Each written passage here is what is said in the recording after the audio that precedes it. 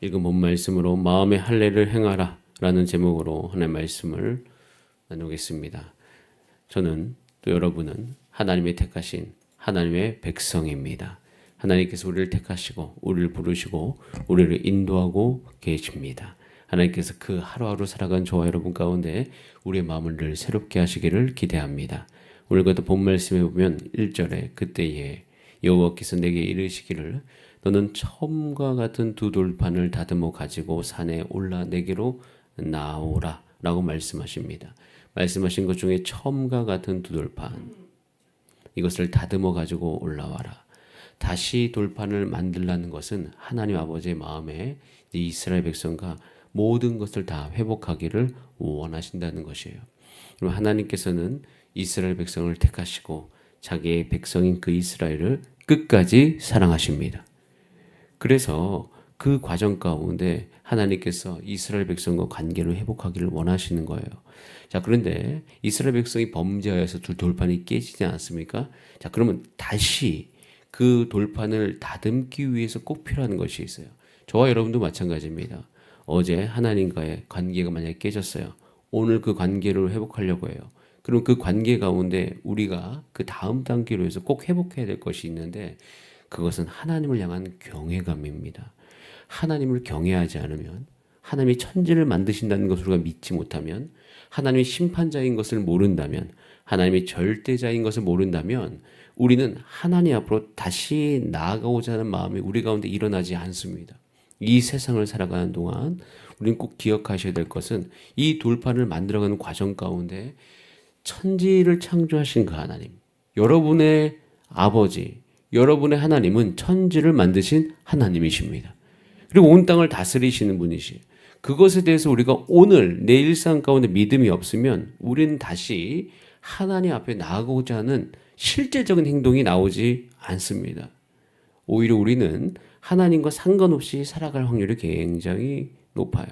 저는 저와 여러분을 비롯해서 또 다음 세대가 하나님을 우습게 여기는 태도에서 하나님을 향한 경외심이 실질적으로 그의 일상 가운데 회복되어지는 세대 되기를 간절히 원합니다. 우리는 그 하나님을 우습게 여기면 안 됩니다. 하나님 앞에는 우리가 정확하게 해야 될 행동이 있는 것이에요. 자, 그런데 그 행동을 하기 전에 먼저 꼭 기억해야 될 것이 있어요. 하나님이 누구시냐는 것이에요. 자, 그 하나님이 누구신지에 대해서 13절에 이렇게 나와 있습니다. 자, 같이 한번 읽어보겠습니다. 시작. 내가 오늘 내 행복을 위하여 내게 명하는 여호와의 명령과 규례를 지킬 것이 아니냐. 우리의 행복을 위하시는 하나님이십니다. 하나님께서는 우리의 행복을 지키십니다. 행복을 지켜주심은 다른 말로 이야기하면 행복을 배워가게 하시는 것이에요. 제가 예전에 정말 힘든 날이 있었습니다. 여러 가지 상황 가운데 힘든 날, 여러 가지 육체가 이제 지쳤다는 거죠.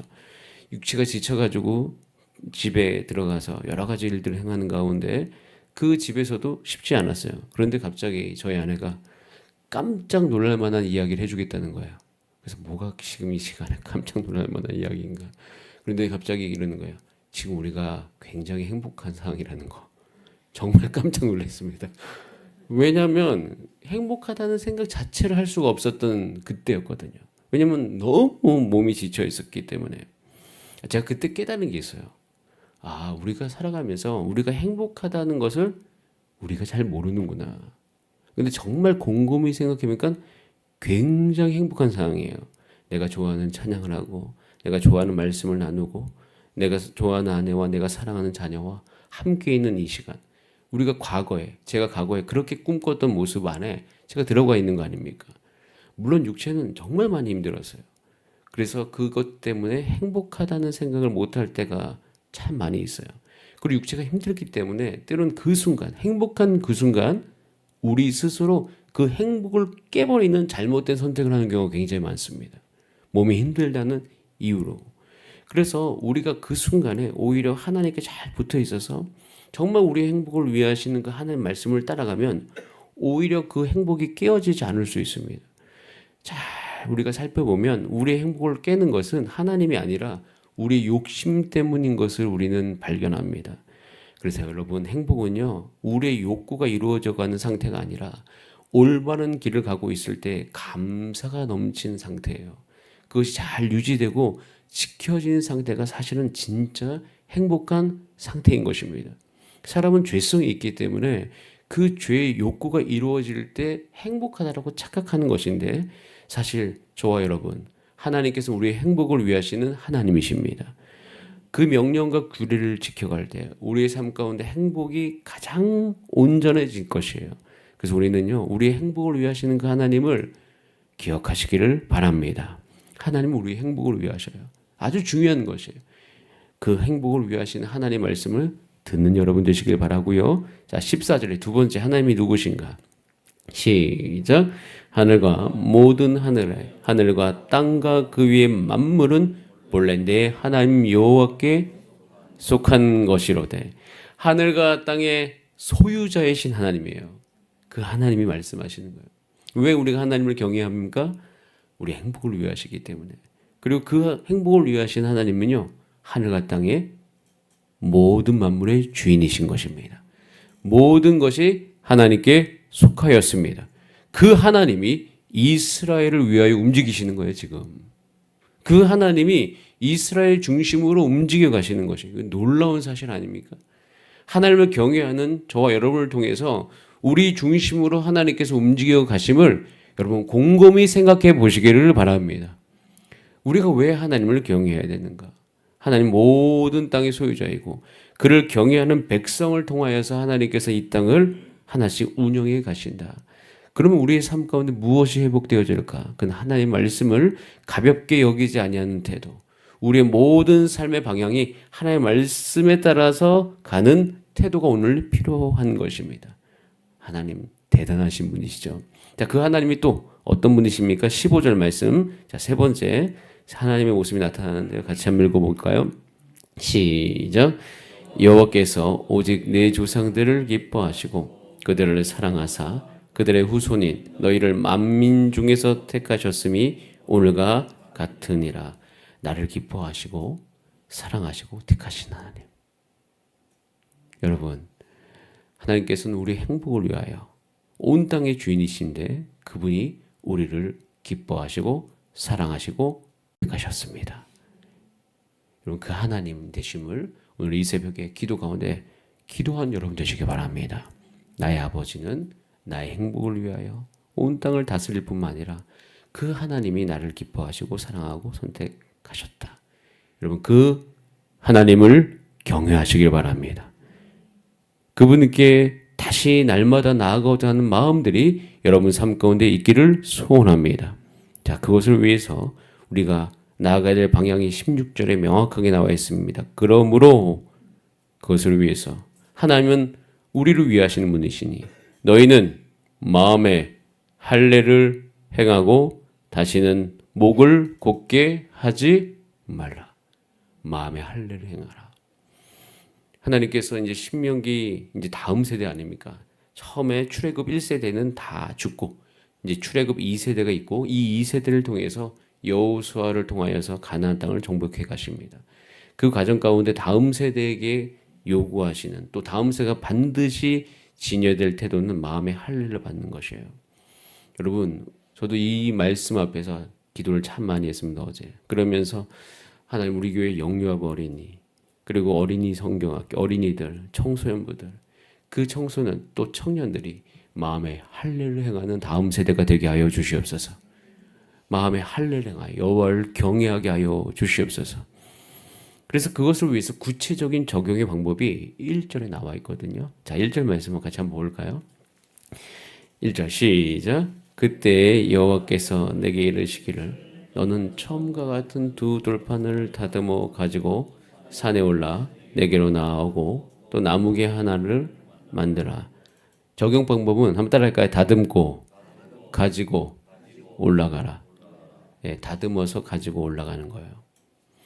두 돌판을 다듬으라는 거예요. 자, 이 돌판에 누가 쓰실까요? 하나님이 쓰십니다.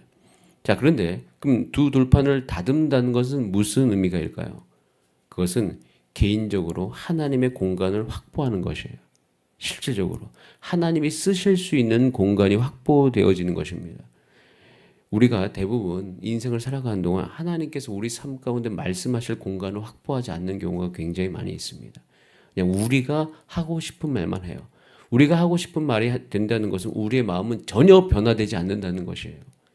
우리의 마음은 전혀 변하지 않는 상태로 하나님께 말을 한다는 거. 여러분, 하나님을 경외하라는 것은 여러분 뒤바꿔서 생각해야 됩니다. 우리의 마음을 하나님께서 가르쳐 주셔야 되는 거예요. 하나님의 뜻이 우리 마음 가운데 새겨져야 되는 것이에요. 하나님의 말씀으로 내 마음이 조각되어져 가야 된다는 것입니다. 그래서 우리는 이 두 돌텀을 다듬어 갈 때 한 가지 태도가 분명히 형성되는데 그것은 하나님이 말씀하실 공간을 확보하라는 것이에요. 우리가 마음의 할례를 받은 민족은요, 이 마음에 하나님께서 쉽게 이야기하실 수 있습니다. 이 마음에 하나님의 말씀이 가득해야 되는 것이에요. 나의 생각이 가득한 게 아닙니다. 그리고 내 생각조차도 하나님의 생각과 다릅니다. 내 생각 또 그것이 곧 하나님의 생각이라도 착각되어지는 경우들이 굉장히 많이 있는데 그것으로 말미암아 온전치 못한 열매를 많이 맺는 경우를 보게 되어집니다. 꼭 기억하셔야 될 거. 하나님의 말씀이 여러분 마음 가운데 오기를 소원하시기를 바랍니다. 공간을 확보하셔야 돼요. 그래서 날마다 고백하셔야 돼요. 하나님 이 공간은 하나님이 나를 위해서 말씀하시는 공간이오니 주를 경외함으로 주의 앞에 있습니다. 라고 이야기하시는 우리 모두 되기를 바랍니다. 자, 그리고 나서 이 돌판을 만듭니다. 근데 사실 아직은 아무것도 기록되어 있지는 않잖아요. 아무것도 기록되어 있지 않는 가운데 이제 그것을 지니어야 되는 거예요. 이걸 지닌다는 것은 날마다 하나님께서 나에게 말씀하실 것을 기대한다는 것이에요. 그 기대감이 날마다 있어야 돼. 지닐 수 있는 것은 기대감이 없으면 지닐 수가 없습니다. 자, 보세요. 다듬었어요. 공간을 확보했죠? 가졌어요. 그럼 뭐 어떤 마음이 있을까? 아, 하나님께서 다시 우리를 위해서 회복하시니 이 기대감을 가지고 이제 어떻게 됩니까? 이 기대감을 가지고 그 다음 단계는 올라가라. 즉 움직여가는 거예요. 구체적인 시간과 장소로 가는 것입니다. 실제적인 것이죠. 그래서 이것을 통해서 하나님께서 다시 십계명을 이스라엘 가운데 허락하시는 것을 볼 수가 있습니다. 자, 그러므로 말미암아 저와 여러분 우리가 이제 일상을 살아가는 가족 가운데 이 그대로를 여러분께서 꼭 적용하시길 바랍니다. 하나님 말씀하신 공간을 여러분 개인적으로 전 인격 가운데 확보하시길 바랍니다. 그리고 기대감을 가지고 어떻게 해야 돼요? 실질적으로 움직이셔야 돼요. 여러분에게 새벽 예배일 수 있습니다. 성경 통독일 수 있어요. 묵상일 수 있습니다. 수요 예배일 수 있습니다. 그리고 또 한 가지는 우리의 마음을 훈련받기 위하여서 앞으로 우리 교회 가운데 있어야 될 훈련일 수 있습니다. 여러분 그리고 또 한 가지 저는 이것을 위해서 기도하면서 구체적으로 우리 어린이들과 청소년들을 위한 사역들을 지금 기획하고 있습니다. 전반기를 우리가 전도하면서 열심히 보내면서 후반기에는 우리 청소년들이 정말 제자로 아니면 세계관을 하나님의 성경적 세계관으로 온전하게 되돌릴 수 있는 그런 제자 훈련, 그런 하나님 만나는 구체적인 일들이 일어날 수 있도록 이끌어 주시옵소서. 이런 마음들이 일어나는 거예요. 왜요? 그들 마음이 이제는 확보되어지고 기대감을 가지고 구체적인 시간과 장소 가운데 와서 준비되어져야 되기 때문인 것입니다. 이것을 향해서 마음의 할례를 행한 민족이라고 이야기하시는 거예요. 여러분 꼭 기억하시기 바랍니다. 하나님이 여러분을 인도하고 계시는 줄 믿습니다. 하나님을 경외함으로 하나님 여러분 가운데 말씀하시니 여러분 그 장소로 나아가신 여러분 되시기를 바랍니다. 그곳에서 하나님께서 여러분 가운데 말씀하실 것이에요. 말씀이 임할 것입니다. 그리고 그 가운데 우리가 기도할 때 성령의 기름 부으심이 우리 가운데 온전히 임할 줄 믿습니다. 그렇게 되어지면 여러분 가운데 주신 그 은사들이 그 성령으로 말미암아 불일 듯 일어날 것이고 그 은사대로 우리가 사역을 해나갈 때 하나님께서 우리 교회를 통해서 이 땅 가운데 하나님의 일을 분명히 행해 주실 것이에요. 여러분을 통하여서. 저는 그 일들이 저와 여러분의 삶 가운데 일어나게 되기를 간절히 바랍니다. 자, 이렇게 이야기하는 이유가 이제 신명기 11장에 가면 젖과 꿀이 흐르는 땅에 대한 이야기가 나옵니다. 그 땅에 너희가 어떻게 들어가야 될 것이냐. 그리고 다시 한번 우리의 마음을 재정비하는 것이 신명기인데 이 신명기를 2월 달에 묵상하게 하신 것, 또 3월 초에 묵상하게 하신 것 정말 하나님께 감사드립니다. 저와 여러분도요. 이제는 곧 하나님께서 말씀하신 그 안에 우리 모두가 들어가서 함께 그곳에서 사역하고 훈련받고 그리고 전도하면서 우리가 그들을 주 예수 그리스도 안에서 세례받게 하는 이 모든 과정들을 우리가 함께 겪어가게 될 것이에요. 여러분 그때 여러분 마음이 하나님과 소통되어지고 하나님의 은혜가 여러분 가운데 물밀듯이 흘러들어가고 여러분 마음이 하나님께 붙들림 바 돼서 살아가는 여러분 구체적인 삶의 모습들이 일어나야 되기를 간절히 소원합니다. 자, 그것을 사모하면서 우리 다 함께 합심으로 주 앞에 기도하시겠습니다. 여러분 하나님을 경외하시기 바랍니다. 하나님 여러분의 행복을 위해 하시는 분이시고 오늘 여러분의 삶을 인도하시는 분이신 것입니다. 하나님께서 우리의 삶을 통하여서 하나님의 일을 분명히 행하여 주실 것입니다. 나를 기뻐하시고 택하신 하나님, 그 하나님은 애굽에 내려간 우리 조상들이 겨우 70명이었지만 이제는 하늘의 별과 같게 많게 하시는 분이셔요. 그 하나님을 우리가 이 시간 오늘도 찬송하고 그 하나님이 나의 삶 가운데 충만히 임하기 위해서 우리 간절히 기도합시다. 하나님께서 기도한 여러분의 삶 가운데 충만하게 거하실 것입니다. 또한 우리의 삶 가운데도 그 일들을 행하여 주실 줄 믿습니다. 자, 우리 다 함께 주여 한번 부르신 다음에 합심으로 기도하시겠습니다. 주여.